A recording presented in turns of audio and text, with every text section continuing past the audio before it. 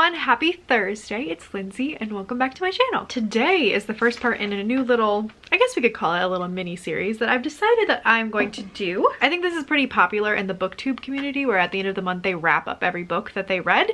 Well, I want to do something like that, but I'm going to talk about books, writing, and life stuff in general, just to catch you guys up on things that are happening since I'm not currently I don't have any vlogs planned or in the work for the next couple months, but I still want to chat with you guys and like let you know what I've been up to, and hopefully you guys can let me know down in the comments what you've been up to, so it'll kind of feel like we're catching up. My friend Brie Bonomo also does these, and this is kind of where I like solidified my idea to start wrapping up every month, so I will link her channel down below. You should check her out, she's great. So let's go ahead and start chatting. Grab you a snack, grab you a cup of coffee or a warm beverage, and let's just hang out for a few minutes. Actually, hopefully not that long because my nerves are really messed up this morning and my arm keeps like, ah! Speaking of, that's kind of the first like good segue into what I wanted to talk about for this month. Just like my mental state and with health and things like that.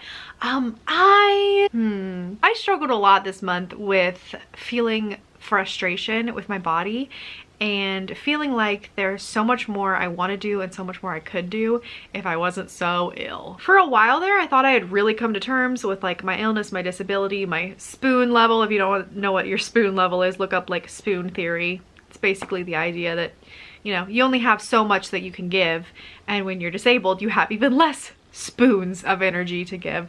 So I thought I had made peace with all of that, but then this month kind of showed me that I hadn't.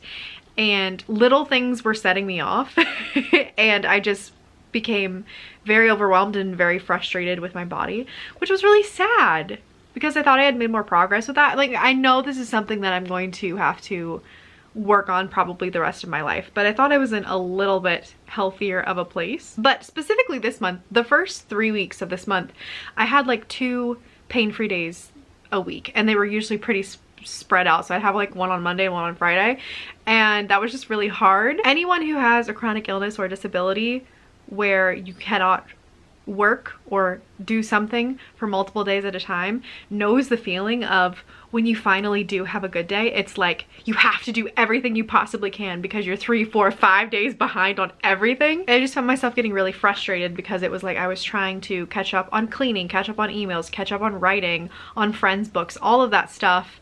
And I would just have one day to do it all, and then the next day, pain again. So it was just, I just didn't handle it well.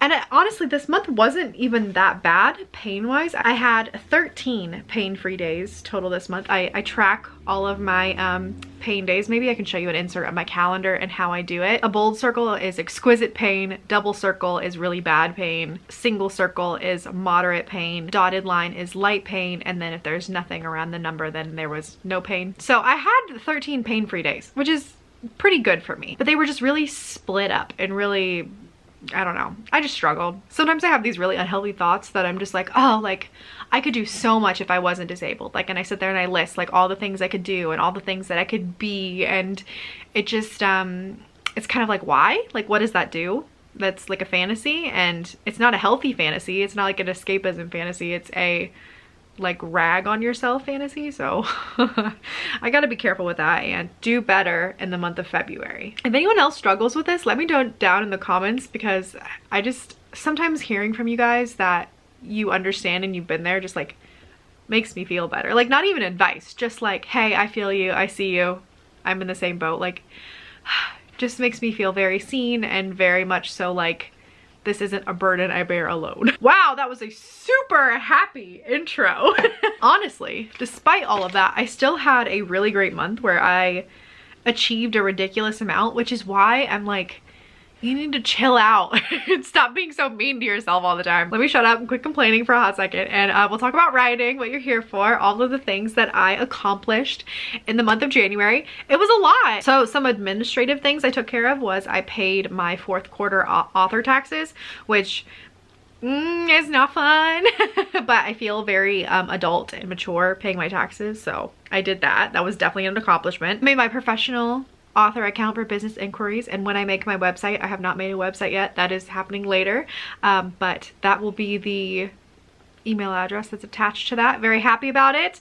I also got my Goodreads set up, so hey, if you want to add my debut novel, The Glass Witch, to your Goodreads, I would appreciate it so much. My publisher likes to see that. They might do more fancy stuff for me if I get a bunch of Goodreads ads. So if you want to add that, that would be really great. I will link it down below. But I finally got that up, and I got my author account linked with my book. So if you click on the book, you'll see me. You click on me, you'll see my book. Very fancy. I feel very official. I got a new office set up. You guys, I'm finally out of my dining room. I'm so happy about that. I have my dining room table back. It's lovely.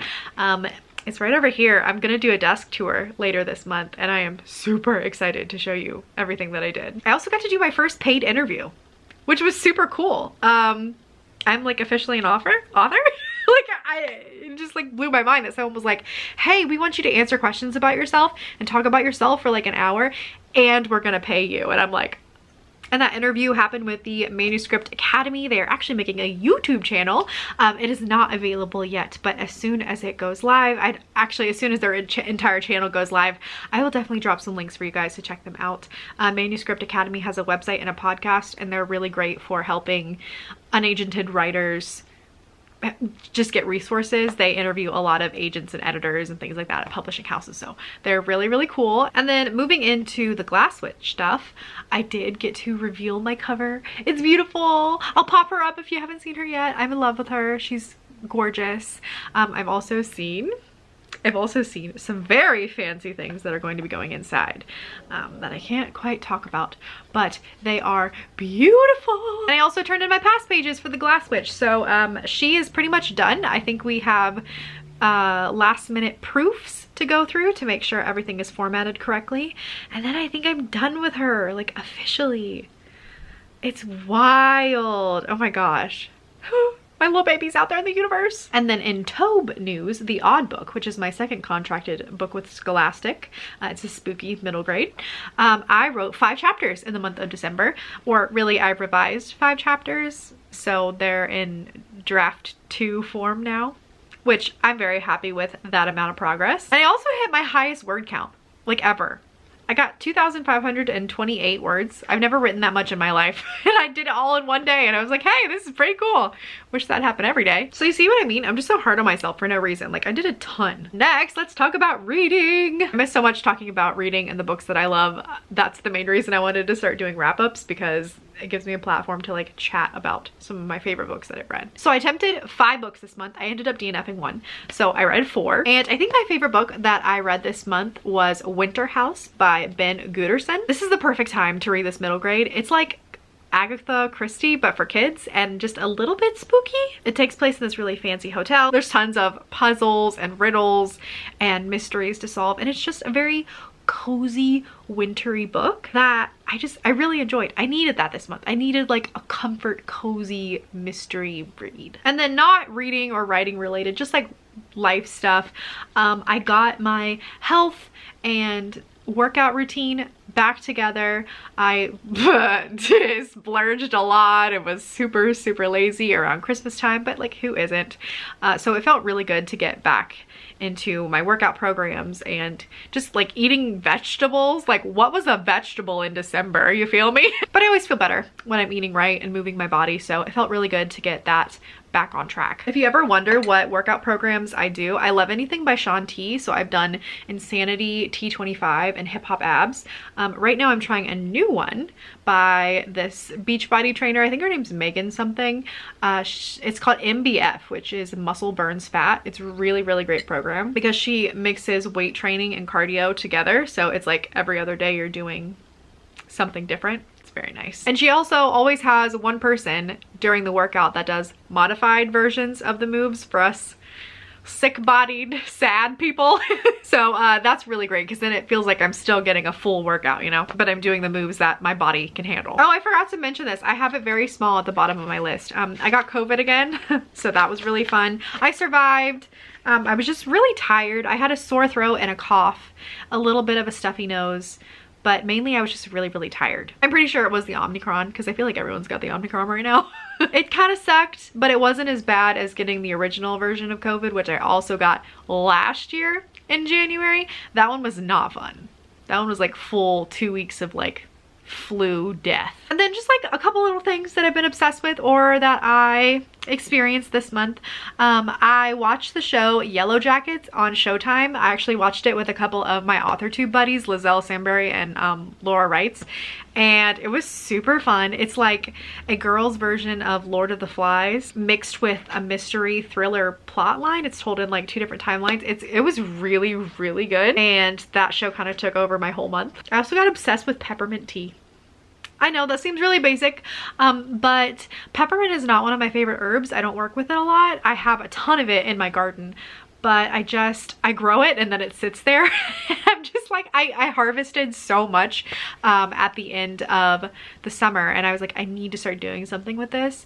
And so I started looking up some healthy properties of peppermint tea, and it's really good for digestion and it's a good appetite suppressant. So I was like, well, I might as well use it. So I've been drinking a couple cups of peppermint tea every day, and I found that I actually really like it. It is a very strong herb, and I think that's why I was a little bit turned off by it, but I've been enjoying it. It's very nice when you don't want something like coffee that'll make you jittery, but it still kind of like is a light stimulant. It's warm. It's perfect for this time of year. So I've kind of been obsessed with peppermint tea. And last but not least, you guys are gonna think I'm like, I feel like I'm such a poser for saying this.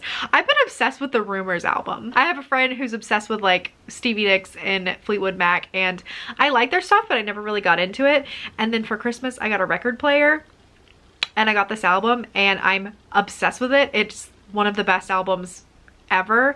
There's so few albums where I like almost every song. I think there's just 2 songs on there that I kind of skip over. But other than that, everything on there is just gold. It's so good. In general, I've just been obsessed with my record player. My favorite kind of music is Motown, oldies, anything that's like 40s to 60s is my favorite. Earth, Wind, and Fire is my everything. My favorite song actually is September. Yeah, I don't know. I've just been enjoying all my records and feeling super hip. Anyway, so that was my month. That was January. That was what I was writing, what I was reading, life stuff, mental health stuff, sad girl body stuff. Anyways, I hope you guys like these type of sit down chatty catch up videos. I'd like to do one at the beginning of every month for the previous month. If you like them, give them a thumbs up so I know, and I'll keep doing them. And let me know how your projects are going down in the comments. I want to talk to you guys and just catch up. Thank you guys so much for watching. Don't forget to add The Glass Witch to your Goodreads and, like, you know, pre-order if you want. I have all the pre-order links down below. But thank you so much for watching. Don't forget to subscribe too, and I will see you guys in the next one. Bye.